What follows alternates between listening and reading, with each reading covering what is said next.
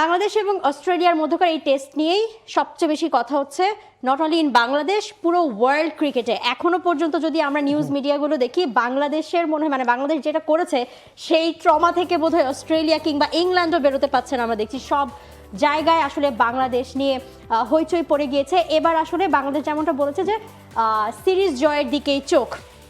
একটা টেস্ট জয়ে অনেক কিছু ওলটপালট হয়েছে, টেস্ট চ্যাম্পিয়নশিপ সাইকেলে ফাইনালে যাবার সম্ভাবনাও বেশ দৃঢ় হয়েছে আগের থেকে আরও। বাট এখন মিরাজ কিংবা দল যেভাবে বলেছে যে ম্যাচ বাই ম্যাচ তারা এগোতে চায়। তো সামনের ম্যাচটাই অস্ট্রেলিয়ার সাথে সেকেন্ড টেস্ট ম্যাকাইয়ে, যেখানে এখনও পর্যন্ত কোনো টেস্ট হয়নি। অস্ট্রেলিয়ার 12তম টেস্ট ভেন্যু হিসেবে সেটা আসলে ডেবিউ করতে যাচ্ছে বাংলাদেশের অস্ট্রেলিয়ার টেস্ট দিয়ে।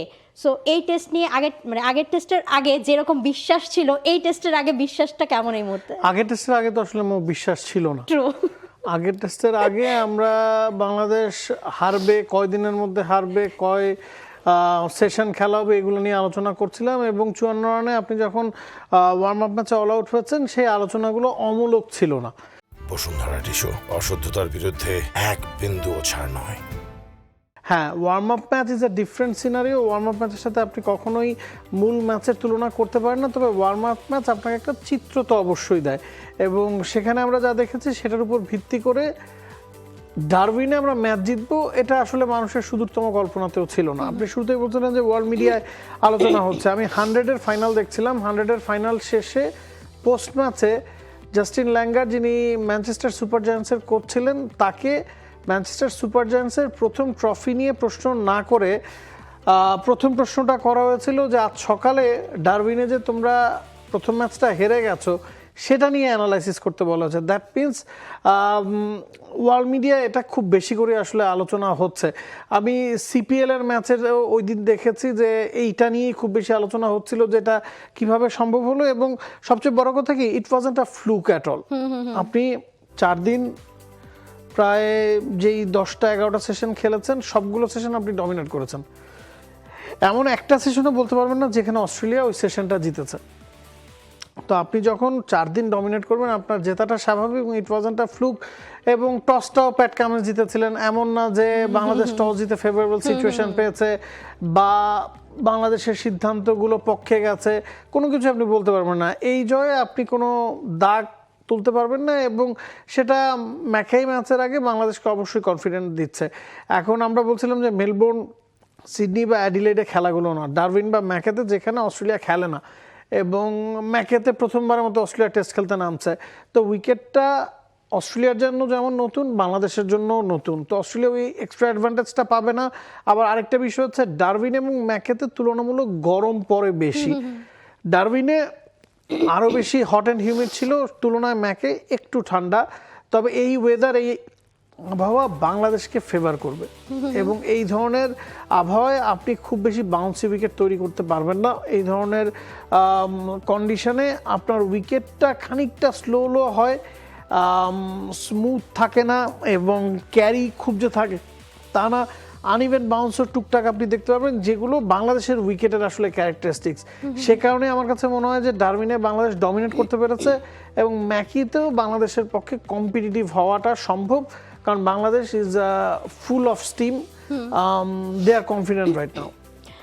যতটুকু ওয়ার্ল্ড মিডিয়া থেকে, অস্ট্রেলিয়ান মিডিয়াতে খবর আসছে কিংবা ক্রিকেটারদের টুকটাক আলোচনা শোনা যাচ্ছে যে অস্ট্রেলিয়ানরাও কনফিডেন্ট এই ম্যাকাই টেস্টটা নিয়ে। কারণ তারা বলছে যে এই স্টেডিয়ামে কিংবা এই মাঠে আসলে যাদের হাইট ভালো তারা খুব ভালো ফেভারটা পাবে। সেই দিক থেকে অস্ট্রেলিয়া কনফিডেন্ট থাকার চেষ্টা করছে। এছাড়া আমরা দেখেছি যে তাদের একাদশ তারা পরিবর্তন আনছে, সেই আলোচনায় তো যাবই। তবে বাংলাদেশ নিয়ে আরেকটু কথা বলতে চাই যে বাংলাদেশের একাদশে আদৌ কোনো পরিবর্তন আসবে কিনা।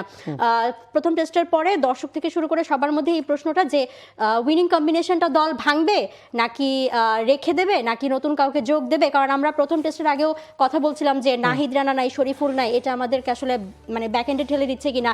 তো সেকেন্ড টেস্টে শরীফুল আসবে, এইটা ভেবেই আমরা আগে থেকেই একটু হ্যাপি হচ্ছিলাম। সো এখন আসলে সিচুয়েশনটা কি দাঁড়াচ্ছে?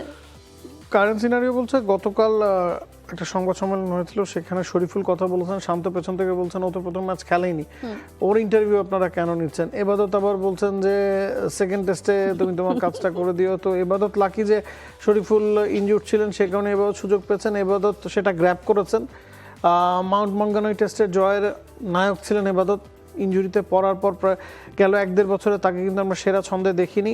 মনে হয়েছে যে ডারউইনে তিনি তার ছন্দটা ফিরে পেয়েছেন, এবং আপনি যদি খেয়াল করেন তাসকিন বা হাসান মাহমুদের চেয়েও এবাদত বেশি জোরে বল করেছেন, পেসটা ক্যারি করেছেন, এবং তাসকিন হাসান মাহমুদরা 135-140 ক্লিক করলে এবাদত 140 প্লাসে বল করেছেন, সেটা আপনার জন্য একটা প্লাস পয়েন্ট। এবাদত আমার কাছে মনে হচ্ছে এই ম্যাচটা খেলবেন, হাসান মাহমুদ নিশ্চিতভাবেই খেলবেন, তবে তাসকিনের হালকা ইনজুরি সমস্যা আছে, সে কারণে মনে হচ্ছে যে শরীফুলকে খেলতে হলে তাসকিনকে আসলে বিশ্রামটা দিতে হবে, এবং শরীফুলও ফিরবেন এটা আপনি মোটামুটি নিশ্চিত থাকতে পারেন। ওভারঅল ভাইবটা তেমনই দেখা যাচ্ছে, এবং শরীফুল যখনই সুযোগ পান, সবসময় সুযোগ পান তা না, যে কোনো ফরম্যাটে তিনি যে নিয়মিত সদস্য তা না, তবে যখনই যেই ফরম্যাটে সুযোগ পেয়েছেন তিনি সেটা দুহাত ভরে কাজে লাগিয়েছেন। এবং তাকে জিজ্ঞেস করা হয়েছিল যে প্রথম টেস্টে তুমি জয়ী দলের সদস্য হতে পারলে না, তোমার কি এটা নিয়ে আফসোস আছে কিনা?